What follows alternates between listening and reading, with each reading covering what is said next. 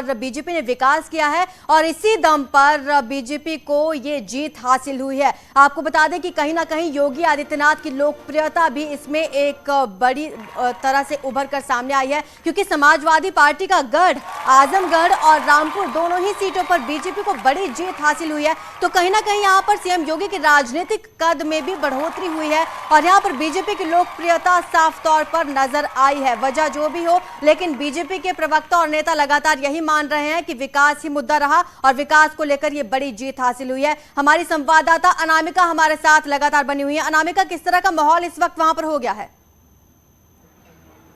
मतगणना round number 20 का result आ गया है। देखिए, अभी तस्वीर कुछ साफ होनी शुरू हो गई है यहाँ पे, क्योंकि गुड्डू जमाली ने स्वीकार कर लिया है कि वो चुनाव लूज कर चुके हैं, वो यहाँ से निकल गए हैं। अब बचे समाजवादी पार्टी और बीजेपी के प्रत्याशी। हालांकि गुड्डू जमाली से मैंने ये जरूर पूछा था कि अंदर क्या चल रहा है और कितने राउंड काउंटिंग बची हुई है, तो उन्होंने कहा कि मात्र हाफ एन आवर में जो तस्वीर है वो यहाँ की क्लियर हो जाएगी। मैक्सिमम काउंटिंग हो चुकी है, सिर्फ 10% काउंटिंग बची हुई है। और इसी वजह से अगर बात की जाए तो यहाँ पे थोड़ी हैपनिंग बड़ी भी हुई है, क्योंकि धर्मेंद्र यादव अभी भी काउंटिंग सेंटर के अंदर मौजूद है। निरहुआ यहाँ पर नहीं, लेकिन हाँ, धर्मेंद्र यादव अभी भी अंदर मौजूद है। आखिरी राउंड की काउंटिंग होनी बची हुई है। अभी तक की काउंटिंग के हिसाब से 14,000 से ज्यादा वोटों के मार्जिन से बीजेपी प्रत्याशी निरहुआ आगे चल रहे हैं। 14,000 के वोटों से पीछे चल रहे हैं समाजवादी पार्टी के प्रत्याशी।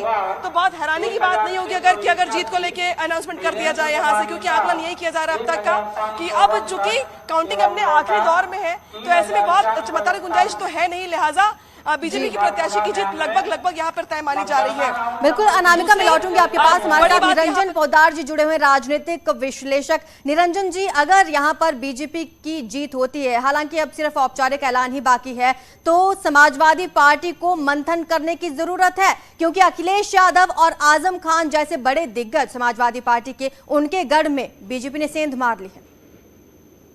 देखिए, मैं तो ये कहूंगा कि अगर रामपुर और आजमगढ़ का किला अगर भारतीय जनता पार्टी फतेह कर दे देती है, तो ये मान के चलिए ये समाजवादी पार्टी के लिए भविष्य के अंदर खतरे की घंटी है, बिल्कुल निश्चित रूप से।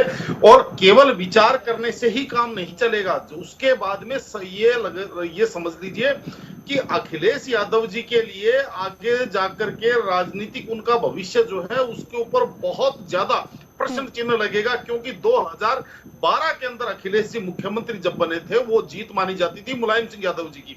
उसके बाद में 2014 के अंदर अखिलेश जी के नेतृत्व में समाजवादी पार्टी हारी, 2017 के अंदर अखिलेश जी के नेतृत्व में हारी, 19 में हारी, 22 में हारी, और अब ये उपचुनाव के अंदर। और इनका जो परंपरागत इनके जो दो गढ़ है, रामपुर और आजमगढ़, अगर वो भी आज लूज कर जाते हैं, तो इससे इनकी राजनीतिक दूरदर्शिता, इनकी राजनीतिक समझ और इनकी जनता के अंदर वो पकड़, इनको अपनी हर चीज के बारे में दोबारा से सोचना पड़ेगा, क्यों, और इनको कदाचित अपने जो सलाहकार है उनको भी बदलना पड़ेगा, और इनको अपनी नीति और नीयत दोनों चीजों को बदलनी पड़ेगी, तभी ये सब जनता के बीच में जाने लायक बच पाएंगे। चलिए ठीक है, हमारे साथ हमारे संवाददाता संकेत बीजेपी दफ्तर के बाहर मौजूद हैं। संकेत, इस वक्त तो जश्न का माहौल हो रहा होगा वहां? बिल्कुल, देखिए, भारतीय जनता पार्टी के उत्तर प्रदेश के राज्य मुख्यालय पर हम मौजूद हैं और यहां पर भारतीय जनता पार्टी का जो चुनावी प्रबंधन कार्यालय है, जो कि दूसरे तल पर है, वहां पे जरूर मिठाइयां बांटी जा रही हैं, मिठाइयां खिलाई जा रही हैं। हालांकि भारतीय जनता पार्टी अपने कार्यालय पर जो देख सकते हैं आप, भले ही सन्नाटा है, हालांकि कुछ देर बाद कार्यकर्ताओं का हुजूम जरूर यहां पर उमड़ेगा। ये तस्वीर अभी की है, लेकिन जो भारतीय जनता पार्टी जिस हिसाब से चुनावी प्रबंधन करती है, जो रणनीति बनाती है, उस चुनावी प्रबंधन के कार्यालय में जरूर मिठाइयां बांटी जा रही हैं और अब मिठाइयां खिलाई जा रही हैं। दरअसल भारतीय जनता पार्टी चुपचाप काम करने वाली पार्टी मानी जाती है, और यही वो वजह है कि भारतीय जनता पार्टी एक चुनाव खत्म होने के बाद दूसरे चुनाव की तैयारियों में जुटती है, और उसका नतीजा रामपुर और आजमगढ़ जैसे, जो कि समाजवादी पार्टी के गढ़ हुआ करते थे, अब भारतीय जनता पार्टी वहां पर, चाहे हम रामपुर की बात करें या आजमगढ़ की बात कुछ देर में आप हमें वहां से तस्वीरें भी दिखाएंगे जश्न का माहौल जब वहां पर होगा। फिलहाल हमारे साथ आस्था कौशिक लगातार बनी हुई है। आस्था, हाल फिलहाल विधानसभा चुनाव हुए, देखने को मिला था कि आजमगढ़ की सारी विधानसभा सीटें समाजवादी पार्टी के पक्ष में गई थी। फिर इतने से वक्त में ऐसा क्या हो गया कि बीजेपी ने वहां पर एंट्री कर ली और बुरी तरह से पछाड़ दिया समाजवादी पार्टी को? देखिए, इसके लिए थोड़ा सा हमें पीछे जाना होगा आरजू। आजमगढ़ में 10 विधानसभा सीटें हैं और हाल ही में जो असेंबली इलेक्शंस हुए उन पर उन्होंने जीत हासिल की। लेकिन जिस वक्त ये चुनाव चल रहा था, प्रचार अपने पीक पर था, तो समाजवादी पार्टी लगातार अपनी परंपरागत सीट होने की दुहाई देकर वोट मांग रही थी। और वहां का जो जातिगत धार्मिक समीकरण है, मसलन मुस्लिम आबादी वहां पर बड़ी तादाद में रहती है, यादव वोटर्स भी वहां पर है, तो उस आधार पर अपनी जीत को आश्वस्त मानकर चल रही थी, जो जीत उसे मिले भी। लेकिन काफी समय से आजमगढ़ में असंतुष्टि भी बहुत ज्यादा थी। वहां पर शिक्षा व्यवस्थाओं में कमी होना, वहां की सड़कों का खराब होना, वहां मेडिकल फैसिलिटीज का कम होना, और लोगों का यह भी दबी जबान से कहना कि अखिलेश यादव जब से सांसद बने थे वो यहां झांकने तक नहीं आए, उन्होंने मुड़ के तक नहीं देखा कि यहां क्या हाल है। इस बीच कोरोना रहा, कोरोना काल पूरा गया, लोगों की इतनी मदद की जरूरत पड़ी, तब भी यहां पर कोई नजर नहीं आया। तो अंदर खाने उसको लेकर नाराजगी थी। असेंबली इलेक्शन जरूर जीत गए हो, लेकिन देखिए, लोकसभा का जो चुनाव होता है और खासतौर पर जो उपचुनाव होता है, उसमें कई तरह का माइंडसेट काम करता है।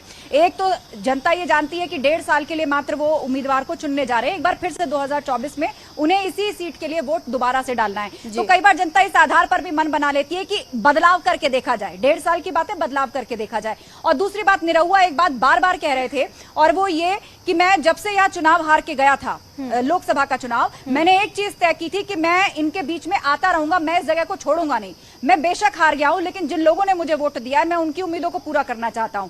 तो उनका यह भी दावा था कि वो लगातार लोगों की मदद करते रहे, उनके छोटे छोटे जो काम होते थे उनकी लड़ाई लड़ते रहे, थाने चौकी सरकारी दफ्तर से लेकर जो उनके काम होते थे उसके फॉलो अप में लोगों के साथ लगे रहे। और इस बार भी चुनाव प्रचार में वो यही कह रहे थे, एक बार मुझे तो मौका देकर देखो, अभी तक आपने जिस पार्टी का साथ दिया, जिस कैंडिडेट को चुना, उसे आपने परख लिया, मुझे तो एक बार मौका देके देखो। तो ऐसा लग रहा है अब कि वहां पर जिस बढ़त के साथ भाजपा आगे बढ़ रही है आजमगढ़ के अंदर, धर्मेंद्र यादव अब कहीं ना कहीं पिछड़ते जा रहे हैं और निरहुआ की लीड बढ़ती जा रही है। तो अब फिलहाल इंतजार करना होगा, क्योंकि अभी 1 घंटे का वक्त बाकी है, तस्वीर एकदम से छटके क्लियर हो जाएगी 1 घंटे में। लेकिन यदि ये विजयी बढ़त है तो उसके पीछे कई तरह के कारक हो सकते हैं। और हाँ, एक और इंपॉर्टेंट बात, गुड्डू जमाली, उनको नहीं भूलना चाहिए, क्योंकि गुड्डू जमाली वो भी मुस्लिम समुदाय से आते हैं, उनको उलेमा काउंसिल का समर्थन हासिल था, उनको पीस पार्टी का समर्थन हासिल था, जाटा वोट बैंक वहां पर रहता है, दलित वोट बैंक वहां पर रहता है आजमगढ़ के अंदर। तो ऐसा लग रहा है कि कुछ वोटों में सेंध तो गुड्डू जमाली ने भी जरूर लगाई होगी। बिल्कुल, क्योंकि आप देखिए, समाजवादी पार्टी भी मुस्लिम यादव गठजोड़ के बूते आजमगढ़ में रहती है, और यहां पर मुस्लिम दलित कॉम्बिनेशन को लेकर गुड्डू जमाली उतरे थे।